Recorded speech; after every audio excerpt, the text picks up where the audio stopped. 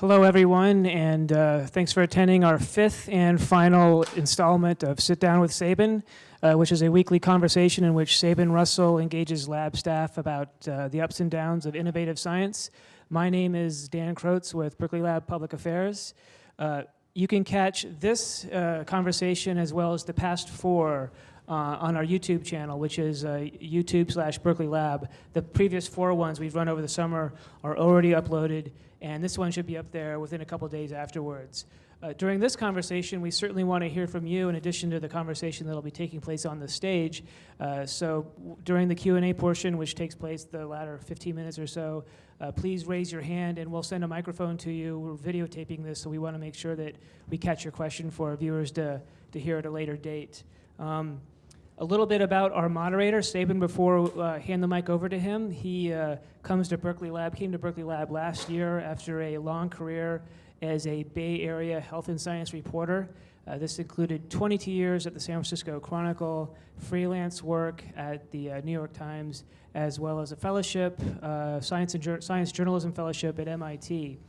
During his career, he's best known for his work covering HIV and AIDS in Africa and the US. He also covered a range of other topics such as the tsunami in Sri Lanka and the Columbia shuttle disaster. So he has a wide range of experiences to pull from as he has these conversations on stage this past summer. Right now, he's employed in the Creative Services Office here at Berkeley Lab as a lead science writer, in which he can work with anybody in the lab staff to develop really cool content for a website or proposals and things like that. So if you have any ideas for Sabin, please grab them after the talk, and I'll now hand the stage over to you. Thank you. Thank you, Dan. And thank all of you for coming here. As Dan said, this is the last of this particular series, this experiment we have as a conversational style presentation of what's new and interesting and important in the lab. And part of the structure of this is that in this conversational format we don't allow PowerPoints, the usual crutch of researchers who are presenting on stage. And we think that it helps to sort of like an impending execution, help concentrate the mind. And in a way, it's a kind of discipline to use our own words to describe sometimes very complex things to a general audience is a useful way of clarifying our own thoughts at times. And another purpose of this is simply to celebrate the diverse science of this place. I sometimes think of Berkeley Lab as almost like a science magazine. You can flip through the pages and find all kinds of extremely interesting work going on in this place at the various buildings, whether it's cosmology in this building or nanotechnology up at the Molecular Foundry. And I think if you just look at the 5 programs that we've had so far, it reflects the extreme diversity of topics we study here. We started out with David Schlegel talking about the hunt for dark energy. And then we had Venkat Srinivasan tell us about the future of batteries. Margaret Torn then came on and talked to us about the carbon cycle and the microbial communities in soil and the role they play in the carbon cycle. Just last week we had a very interesting presentation that was a little different in that it was not a bench scientist, but a business school graduate and a person who is an expert in studying human behavior, Marion Fuller, talking about how do we persuade people to buy into the energy-saving technologies that we're developing here. And today we're going to be talking about biofuels. And we're extremely lucky to have here today Henrik Scheller. Dr. Scheller comes to us from Denmark. He got his PhD from the Royal Agricultural University in Denmark, and then had a career as a professor at the University of Copenhagen, and then came to Cal for a career as a professor of plant biochemistry at Cal. In 2008, he joined the lab at JBEI, where he is now vice president for feedstocks at the Joint Bioenergy Institute. And he's also director of cell wall biosynthesis, and he's a senior scientist at Berkeley Lab. I'm extremely pleased to present to you Dr. Scheller.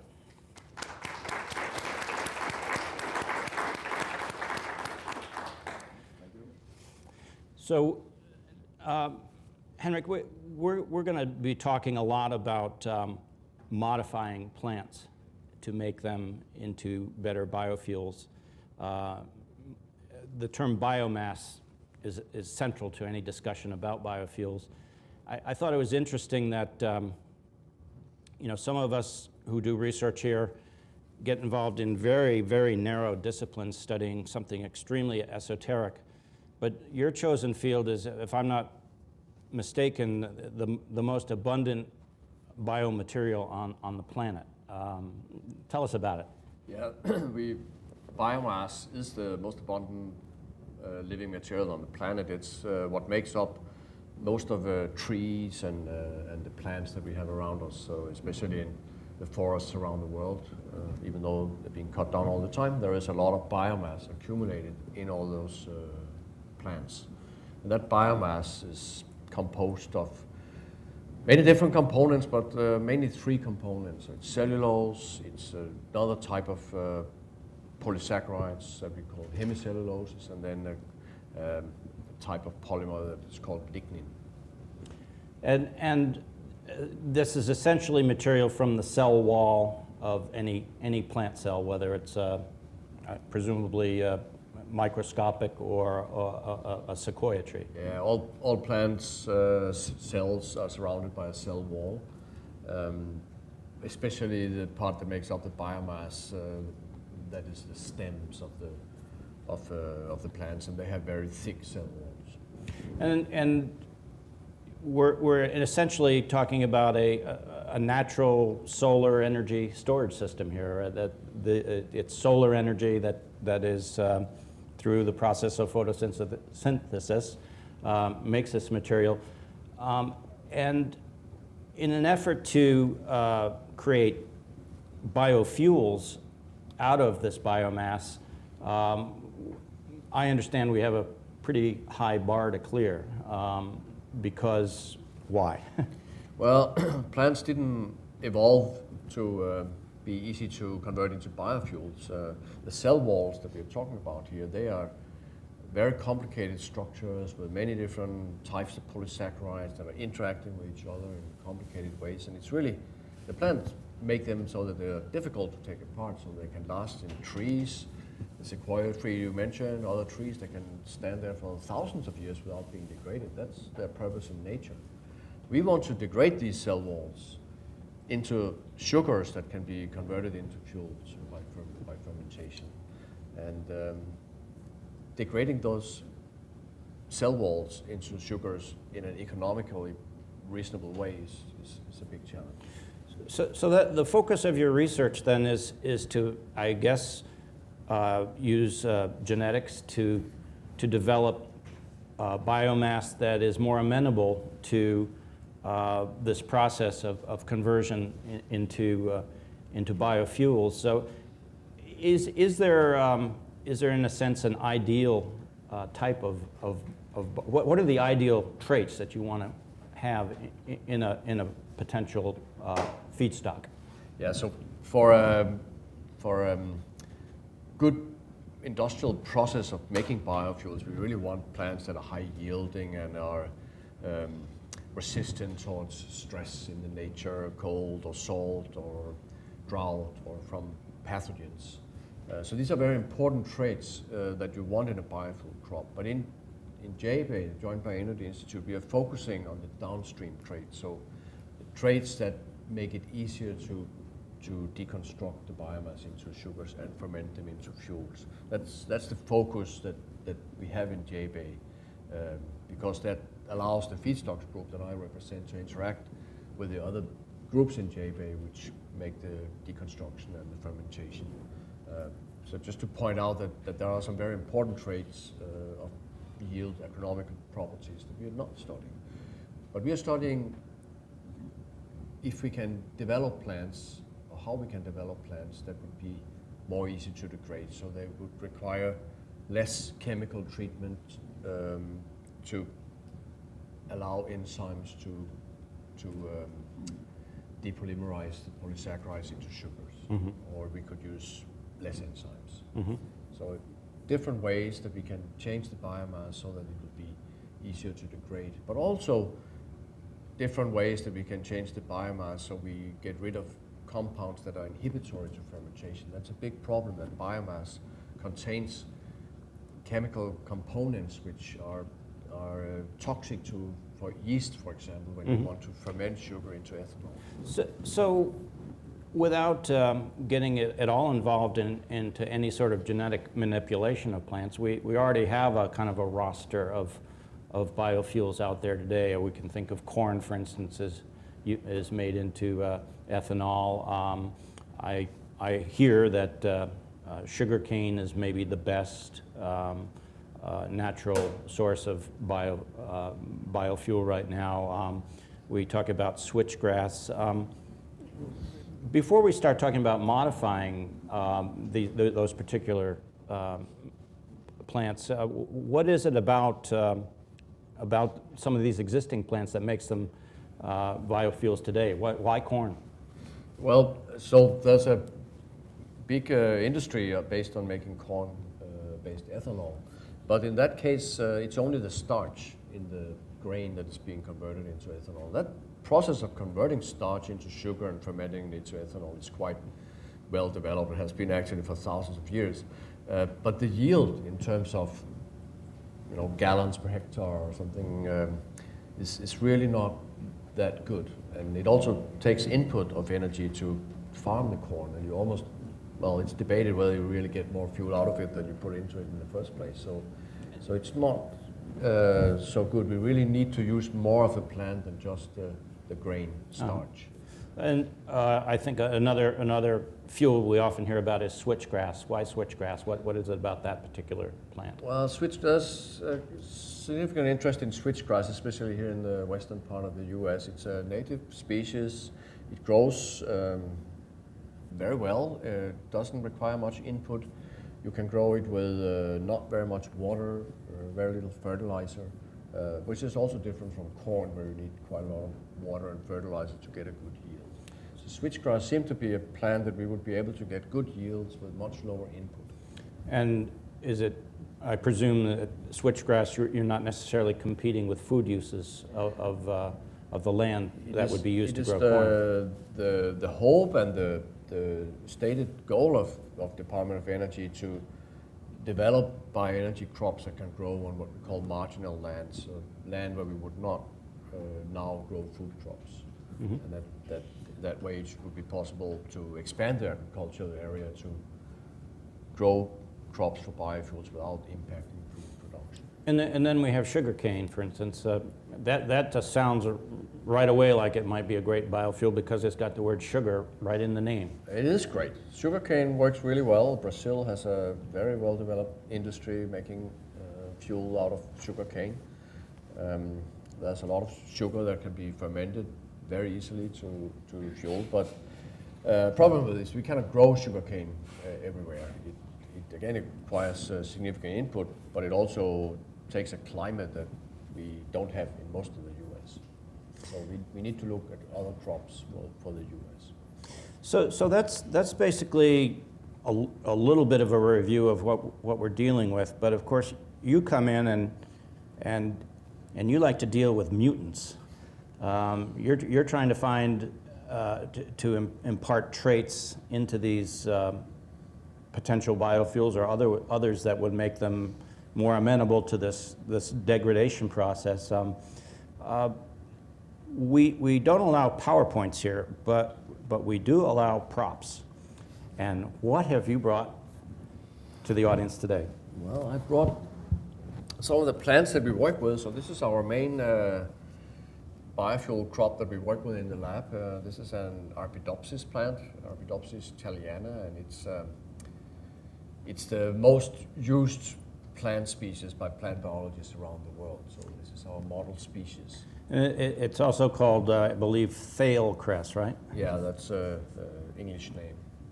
So you use the term model species, and I think of a model species, I think of like fruit fly or C. elegans, the nematode worm, the zebrafish. What makes this a model species?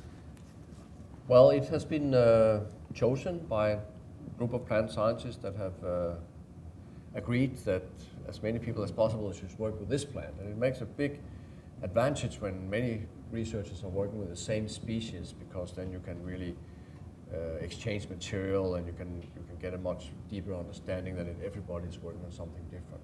Now, the reason that this particular species was chosen was that it's, as you can see, it's not a very big plant.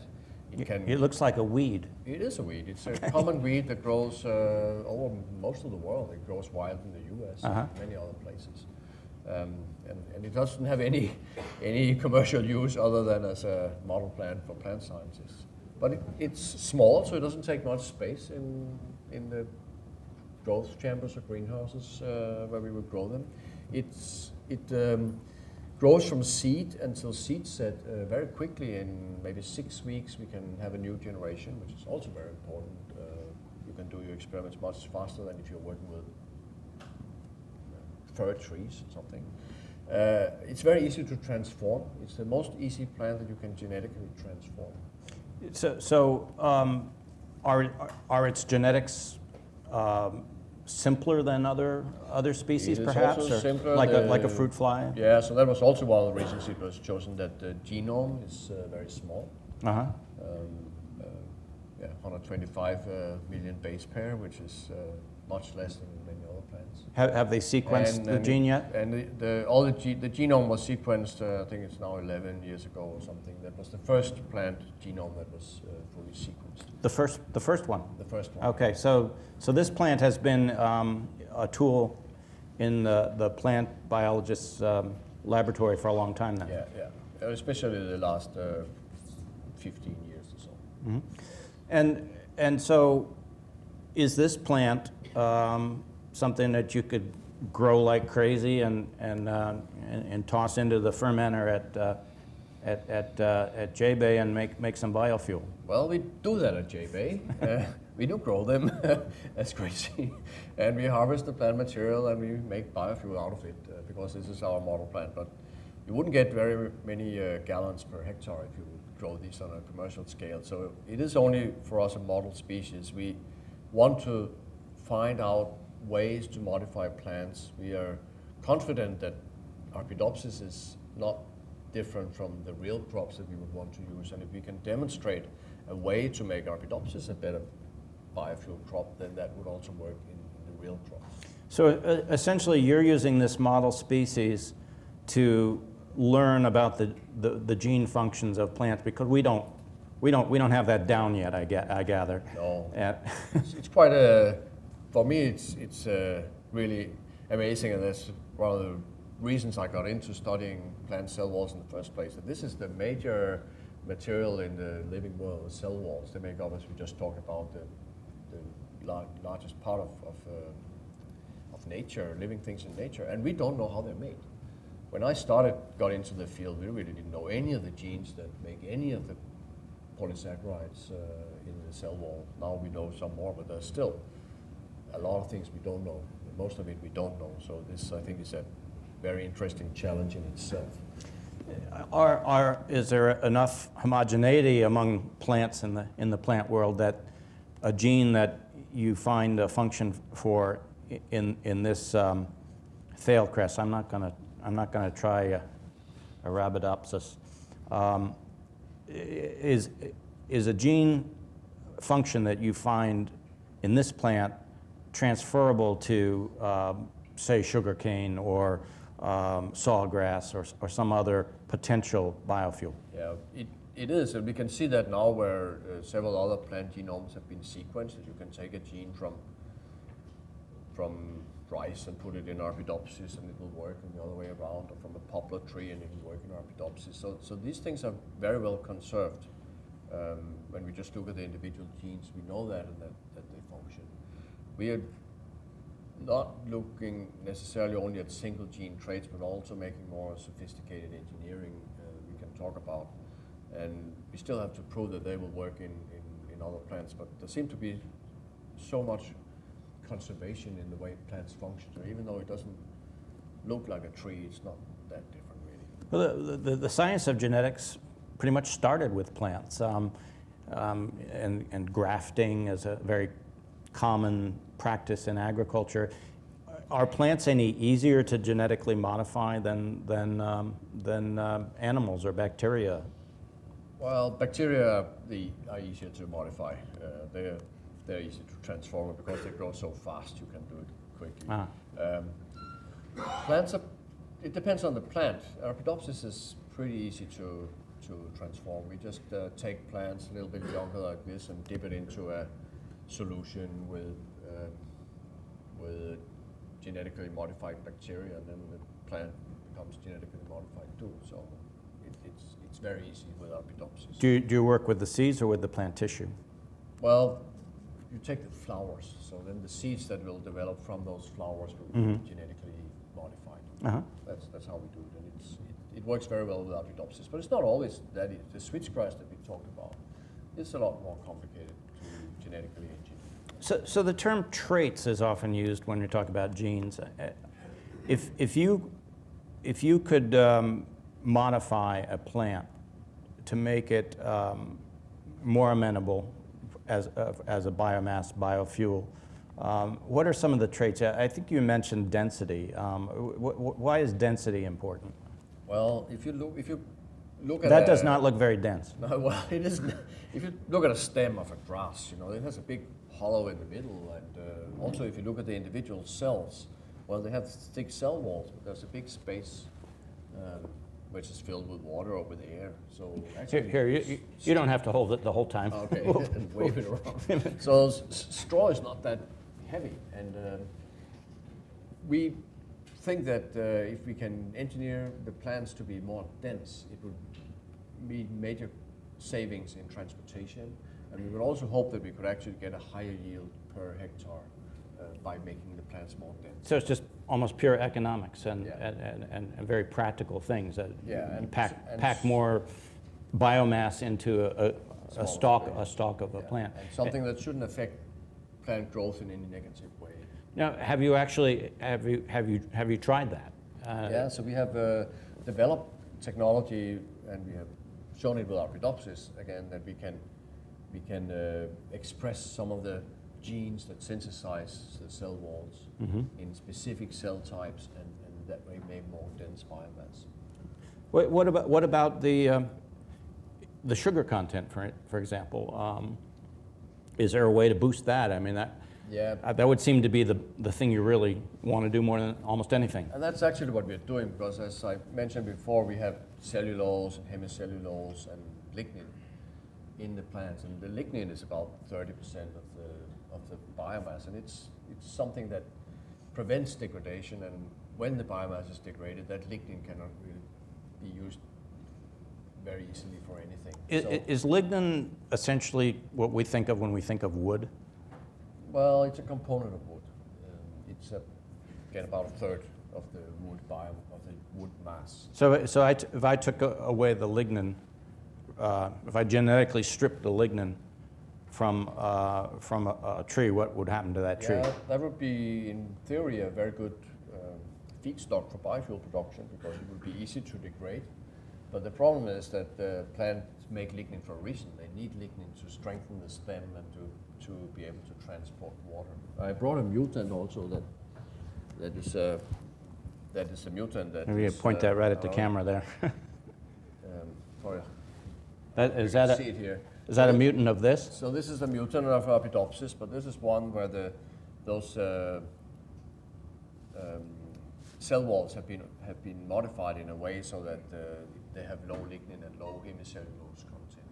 And the plant So you responds actually like have this. done what I was almost joking. You actually have done that. I mean, this is a mutant. I couldn't bring transgenic plants here, but this has low lignin. And I'm sure if we took this plant and tried to convert it into biofuel, we would see that it would be much more easily converted. But we wouldn't get very much out of it, right?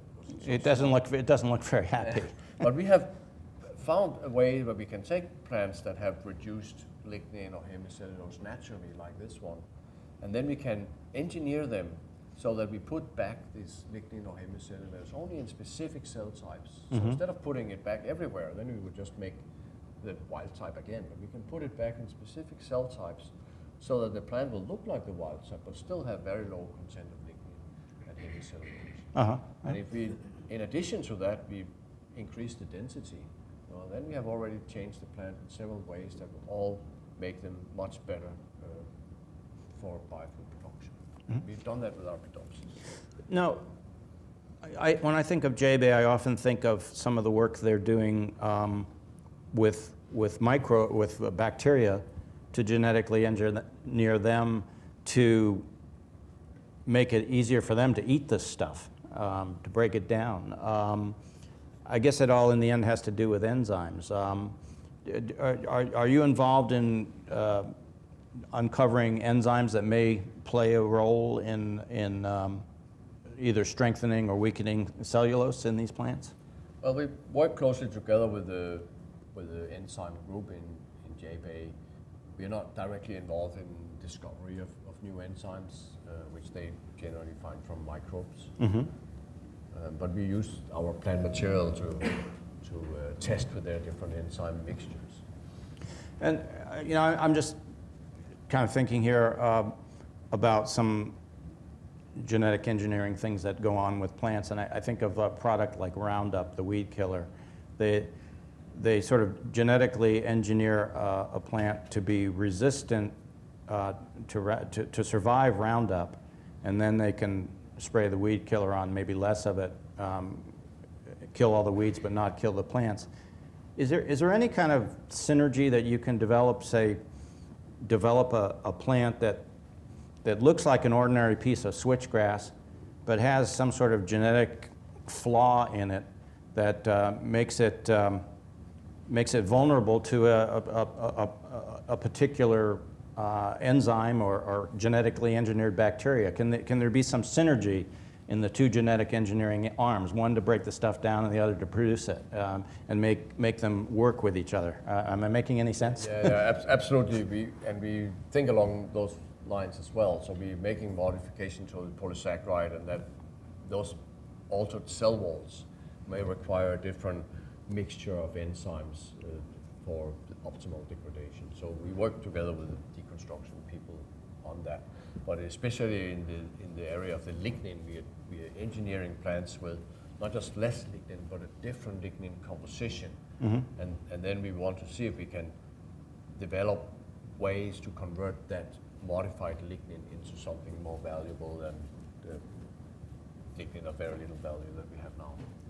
So anytime people start talking about genetic engineering of plants, there is a whiff of controversy about that topic. Have you ever encountered it in your work?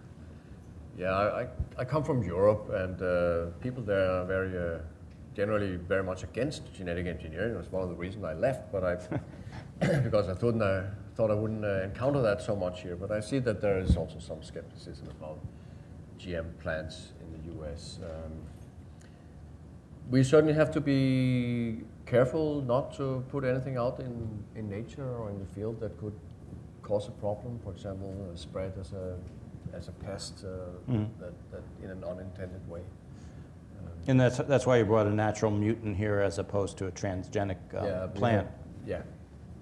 Eventually, of course, the crops will have to go out in the field, and there are procedures for regulation that one can be allowed to do that with genetic engineering. Do you think there are any kind of risks inherent in developing a genetically modified plant for feedstock? People tend to get more concerned about things that they're going to eat as opposed to things they're going to put into a fermenter. But I'm just wondering if there are any things that ought to be avoided. Yeah, I mean, I don't think there are big problems. I don't want to say that we shouldn't worry at all, because we should be careful with what we do.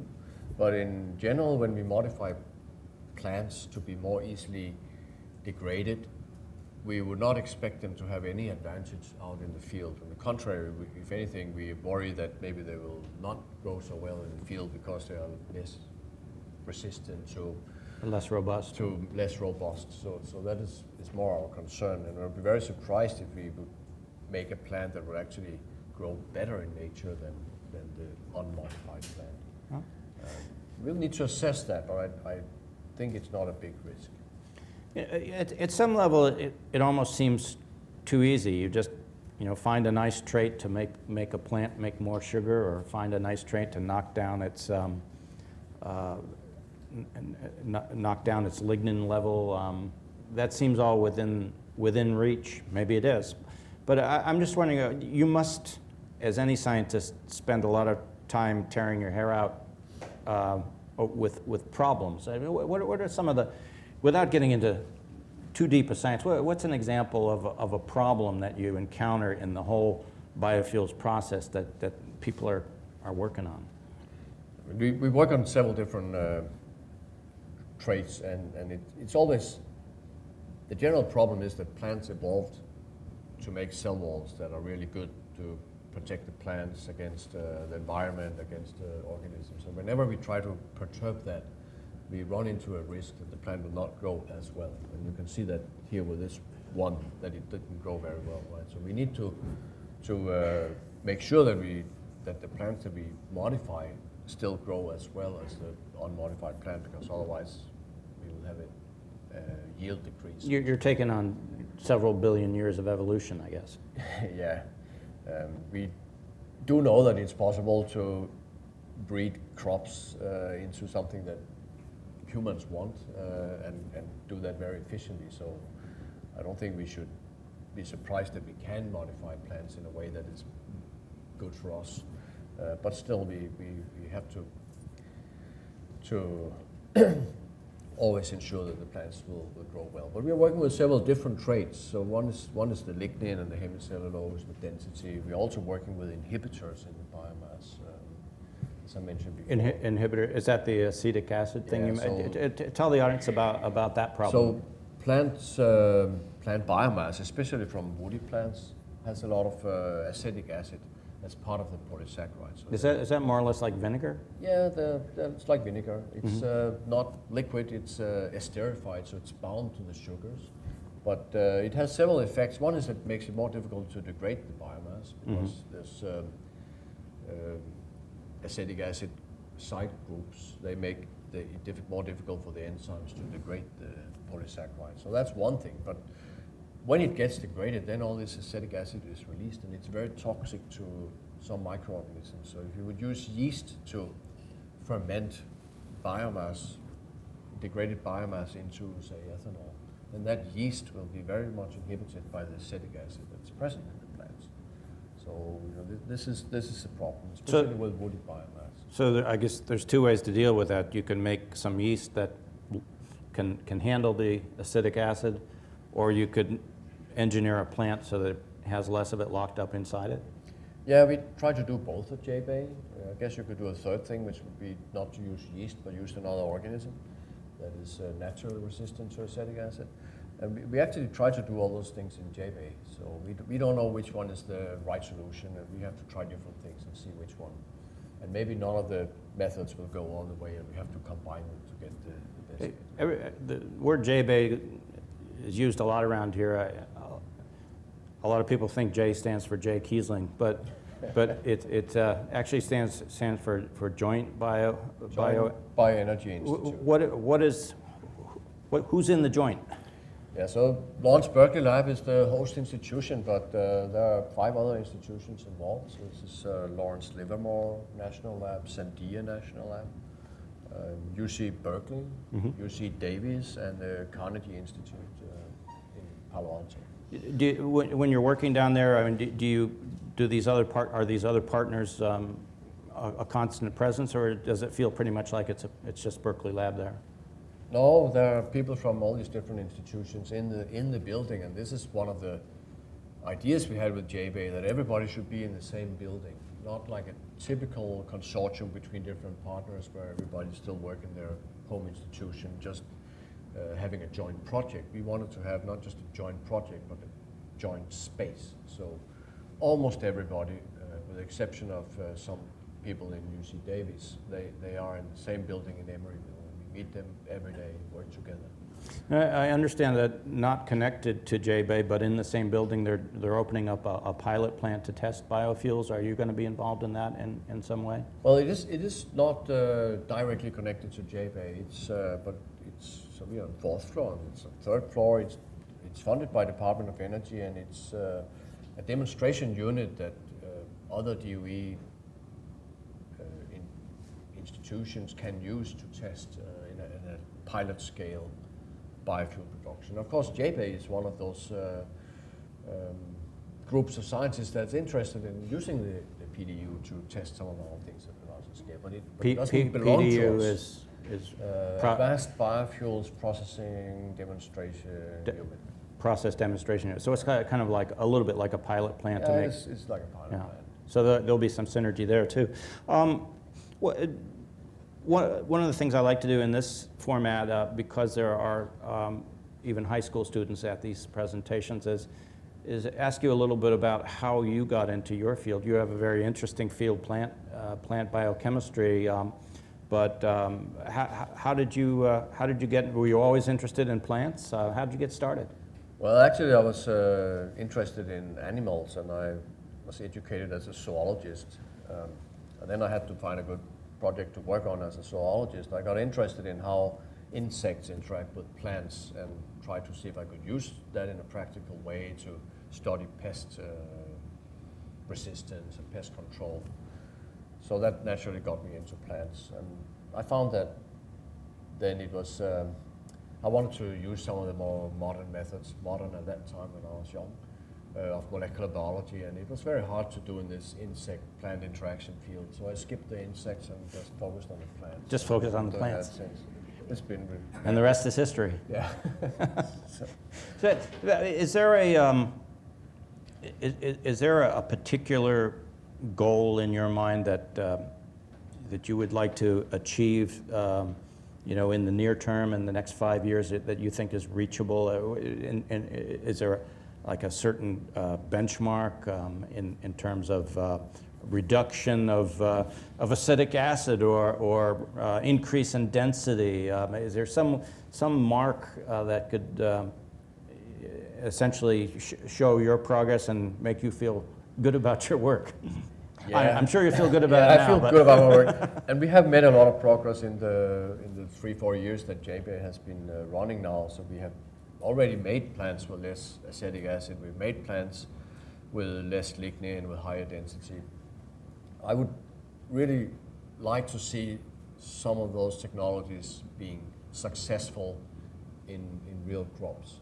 And I think that would prove that our strategy has been the right one and that it actually can make a difference to the American society and to the world what we're doing.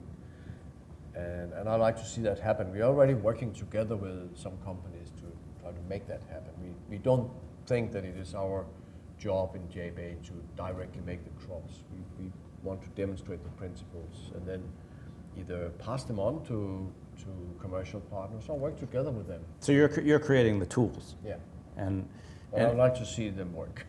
and what sort of time frame in the distant time, perhaps, do you think it'll be before we actually develop some powerful biofuel feedstocks with this technology that will be generally recognized as doing the job?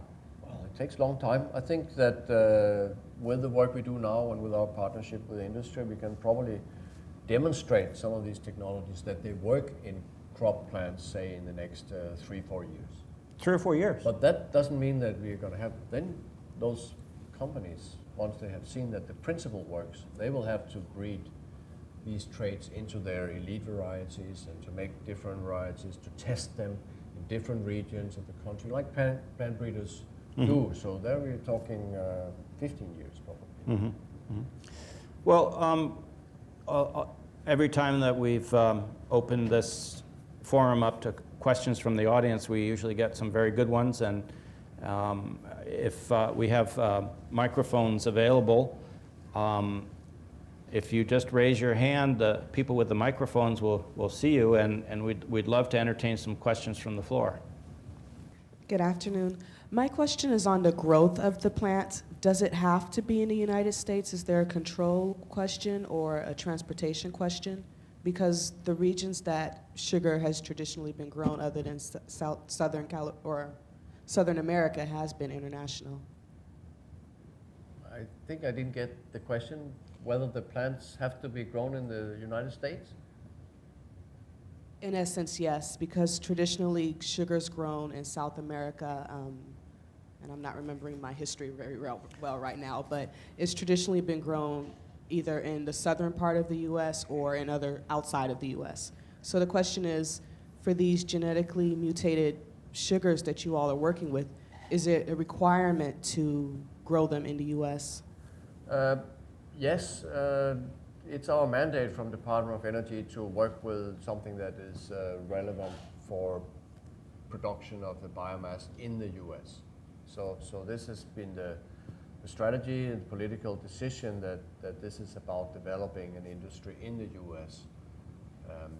We would be happy to export and license our technology also to other countries, but as an add-on, but it has to fulfill the criterion that the plants can be grown in the U.S., that the technologies are relevant for use. Yeah, that's an insightful question, because food markets are complex and they're political, and we don't grow a lot of sugar cane, for instance, in the United States. It could be simply that we don't have the climate for it, but for that reason is developing some genetic traits to boost sugarcane sugar content, perhaps a lower priority than another crop. That I believe is true. It's also, again, it's not part of the project that we have funded from DOE, but it would be considered a bit marginal to the idea of making biofuel production in the U.S. Interesting. Have some other questions out there? I think in the center I can see what might be a hand up. It was. Hi, gentlemen. I heard you talk about basically the sugars in the plants that you're after, and then I was pretty interested in the lipids that algae is produced, and I didn't hear you even really touch on like the bioalgae and that type of fuel that I've been reading on. I didn't know. Is that something that is not going to be a viable product, and that's just kind of a spoof that is in the media, or is that a legit option? What do you say? Whether algae will be Is algae in the running for one of the top plants that we could potentially use as a new fuel? Yeah, I'm not an expert on algae. I know there are a lot of people working on it, and the algae, they have the advantage that they can very efficiently accumulate lipids, which can be converted to fuels quite easily. I also know that there are some technical issues with how to actually grow the algae and harvest them. I don't think it's one or the other. I think that the whole issue of getting energy and substituting petroleum with other fuels and other fuels and other energy sources requires more than one solution, and probably a combination of algae and biomass and wind power, and we need all of them. He raises the point about lipids, which are basically fat-producing fat cells or globules of fat, and to my mind, that sounds like it's more combustible. I think of a eucalyptus tree as a kind of an oily tree. Are there plants that produce lipids that might be genetically modified to produce a lot more lipids, or is it basically mostly a sugar game? No, there are plants that make lipids, and it's interesting. It's something that we are thinking about, although our current funding doesn't really allow us to explore that in a lot of detail. But well, a lot of plants accumulate lipids. They do it in the seeds, and you can make biodiesel out of that. And that is, Canola oil, and I mean, I guess a lot of biodiesel is. yes, comes the from problem with it that. is that all the oil crops that we have, they have a quite low yield per hectare. So whether you measure the amount of oil per hectare or the gallons of fuel that you get per hectare, it's not that much. So we don't have the really efficient biodiesel crops, but plants obviously have the capability to synthesize lipids. So it might be possible to develop plants that could actually make a lot more lipids. And you could imagine that it was not only in the seeds where you normally find lipids, but what if you had a potato that had a lot of lipid instead of all that starch? Potato-powered cars. That might be. It could that happen. Might be possible. I mean, there are trees that accumulate a lot of lipid-like molecules in the stem. Uh-huh. Very interesting. I think there were a couple of hands up in the center. The people with the mics probably have a better sense of where the questions are coming from. My question is a little bit different from the previous two, and I'm sure we'll come back to the science in a moment. But JBEI is a very interesting organization, as you described, of 5 institutions, but the scientists are working together collaboratively in the same space. Would you share with us perhaps 1 or 2 secrets to the success of these side-by-side collaborations? What's made them so successful?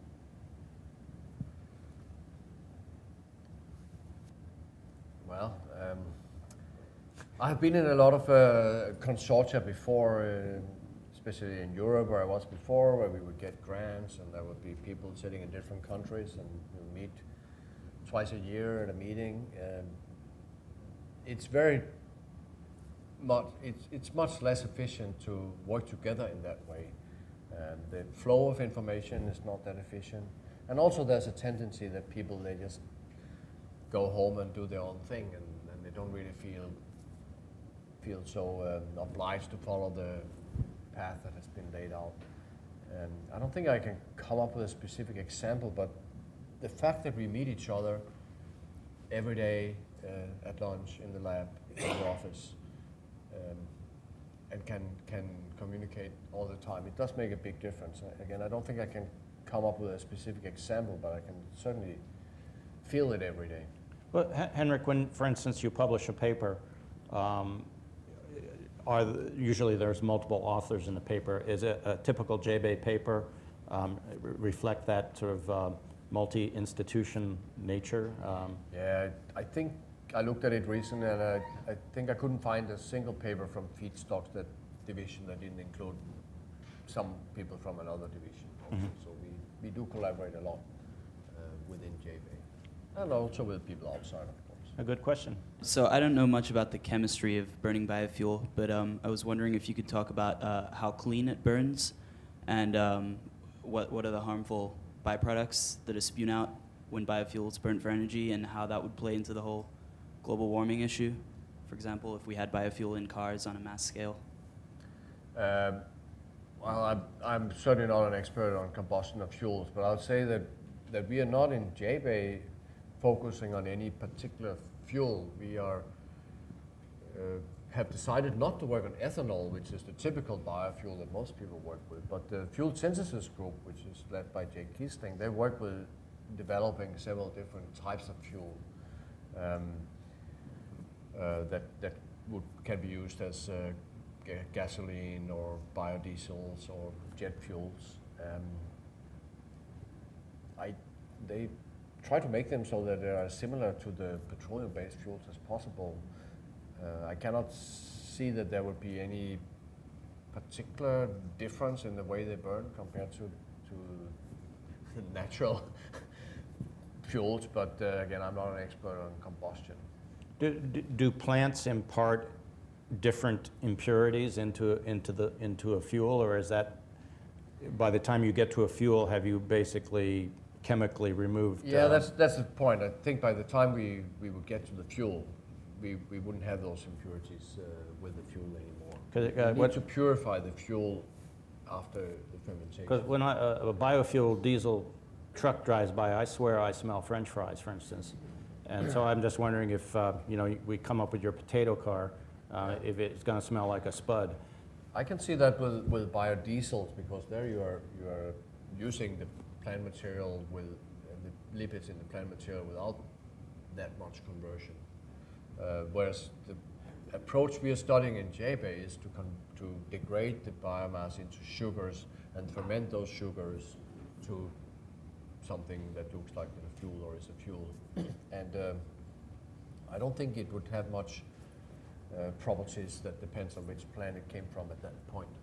And of course, the environmental question with biofuels is that you are recycling carbon that went into that was already in the atmosphere to make the plants, as opposed to releasing carbon from a fossil fuel and adding to the overall carbon content. I guess. I would say that I don't think that concern is the biggest one, but one concern one has to be aware of is to do a more complete analysis of what impact it has on the environment to grow those plants and harvest them and transport it to the plant, and what impact would the biofuel plant, not the crop plant, but the factory, what impact will that have on the environment? Are there any pollutants that is being released there? What impact would it have on CO2 in the atmosphere? I think it's important to assess that. We are not studying that in a lot of detail in JBEI, but it is a very important part of the whole biofuel development. Did we have a question from this side?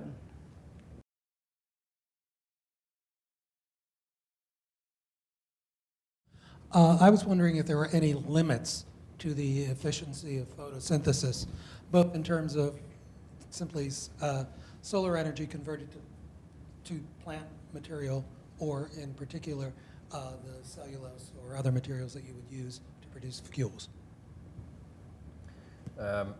Yeah, I think there are some limits. It seems to be difficult to make more than a few percent of the solar energy to get it converted into biomass, and that's in the very most efficient plants. Maybe they can do 2%, 3% of the solar energy that is converted into biomass. So most plants have much less than that, but that's probably what you can get. And there are some fundamental limits to that we will probably not be able to pass. I don't know how far we can go. It's another study of the efficiency of photosynthesis. I think it can be improved to some extent, but we won't be able to use all the energy. It will always be in the single-digit percent that we can capture. I'm sure about that. We probably have time for maybe two more quick questions.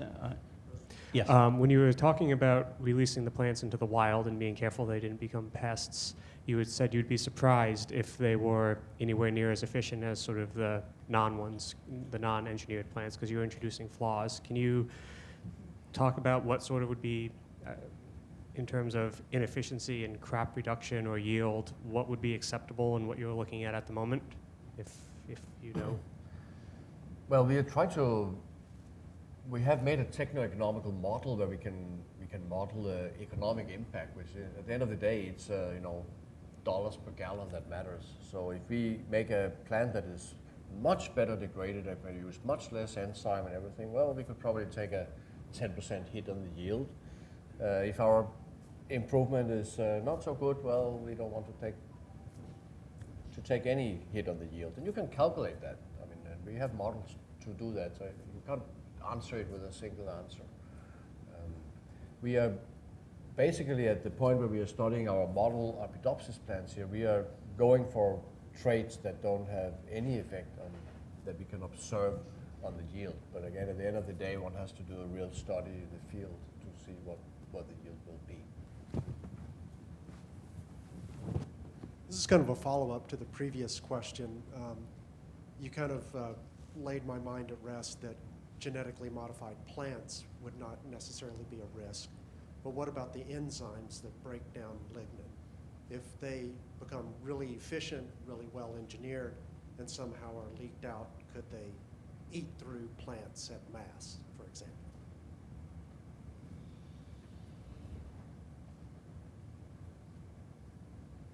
We have a hard time finding a very efficient enzyme.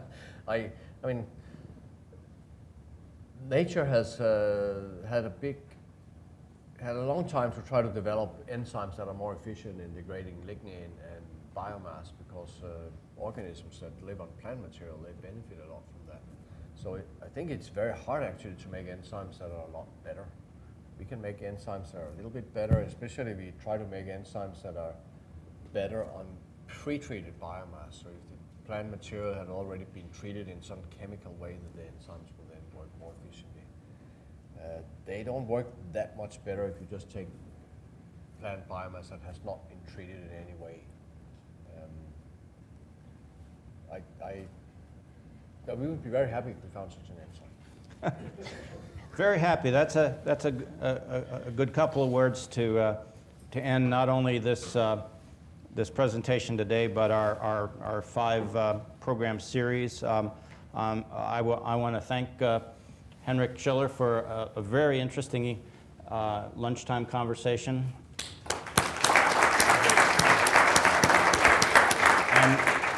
And I also, on a personal note, I know some of you people have been here for 4 or all 5 of these presentations. I very much want to thank the audience for participating in this experiment. And we are very interested in your feedback. We may try it again next year. We may try something similar in the fall. Your ideas are most welcome, and your criticisms are as well. Thank you very much for coming to this event.